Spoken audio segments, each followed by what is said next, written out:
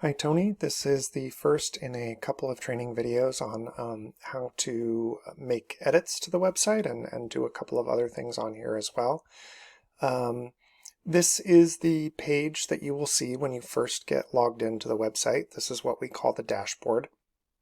There are a couple of things on here that you may want to look at. This has basically an overview of some of your Google statistics. So it seems like, if I recall correctly, that this was brand new, and so you don't have data going back in time. This is just going to be since the launch, if I recall correctly. But there's a little bit of data right here. You can see the full thing by logging into your Google Analytics account, but you can see, page views and sessions and stuff. Here, a little further down here, this is where the tutorial videos, like the one I'm making right now, are going to live. So right now there's just the default one in here that a previous developer made. It's a list of 12 training videos, but they're not specific to your site.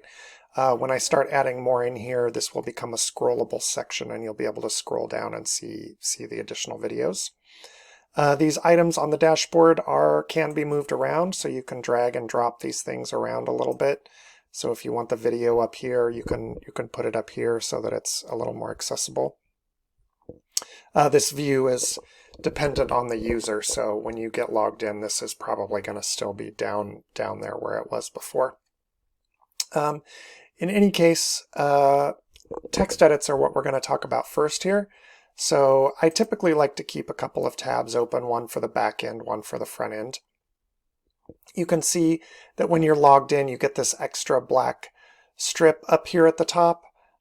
So you can either come to the back end and go right to pages and then find the page that you want, or alternately, if you're on the front end of the website, you see there's an edit page here, and we can just go like that.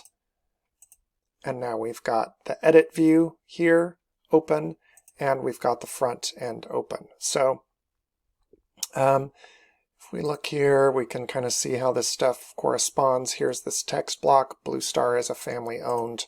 BlueStar is a family owned. Here's this picture over here, and so forth. So if we want to change some of this, here's our headline: Portland's largest locally owned and operated. Portland's largest locally owned and operated, etc. So if we wanted to edit this text block here, you can see as we hover over these things, we get this little green block comes up. If you want to edit it, you just click right there on the pencil, and a edit block will open up here.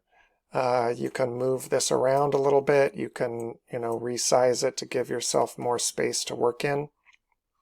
But basically it looks and acts a lot like a Word document, so you can see bold and italics and ways to do bulleted lists and text alignment, etc. Really,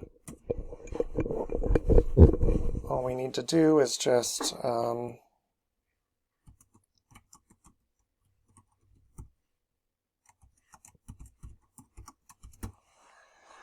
we can just add in whatever text we want. Since this is live, I want to make sure it's nothing too odd. So we'll just do this. We'll say Save Changes. You can see it's shown up here, but it doesn't save to the front end of the website until we hit Update. So if we come right over here and hit Update, now we can come to the front end here and we can hit Refresh. And we can see our extra text has been added in here. If we want to add a link to that, we could make Contact Us a link by simply highlighting that text, coming right up here to where it says Insert Link. And then we come right here to this link options, this little gear button right here, and we click that. And then here, this is a list of all of the pages on the website. So it's not that long of a list, and I can see contact right here, but as the list of pages gets longer, you can just search for something. Start typing, and it's going to start filtering. There we are, contact. Click the page, it writes the link for you right up here. We say add link, hit save changes. Again, we'd need to click update over here for that to take place on the front end of the site.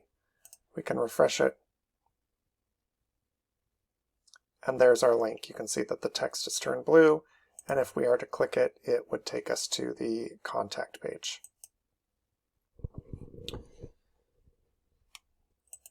We obviously don't want that there, so I'm just going to go ahead now and take that out. Save that again.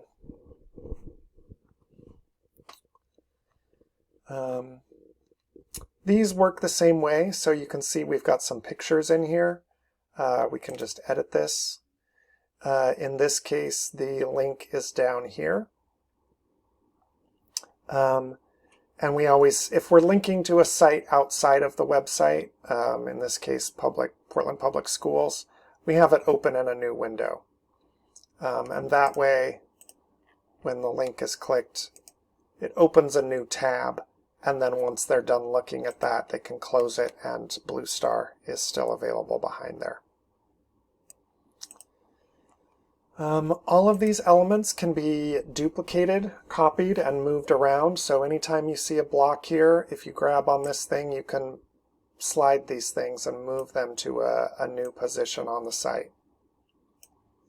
So if we wanted another headline a little further down here, we can come here and you can see that if I hover over this, it says clone custom heading. We can clone it. We could pull that down here.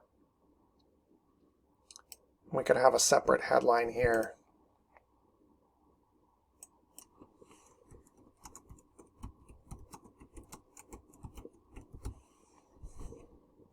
Save the changes, update. It's only going to be there a second. I don't think anyone will see it. We'll hit update. We'll see that that other text disappeared, and now we've got a new headline here. Let's just go ahead and delete that and refresh it before. So to delete it, we just see it says delete. We just block that out. We hit update again. Hit refresh. Yep, I did it too soon. Hit refresh. Oh, what did I do wrong? Delete. Update.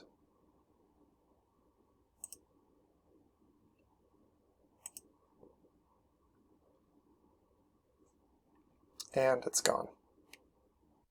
I think that's probably enough for this video. You now know how to edit text, move text blocks around, duplicate and edit some of these headlines, and add links. So that should allow you to make all of the basic verbiage updates that you need to any page on the site. Thanks.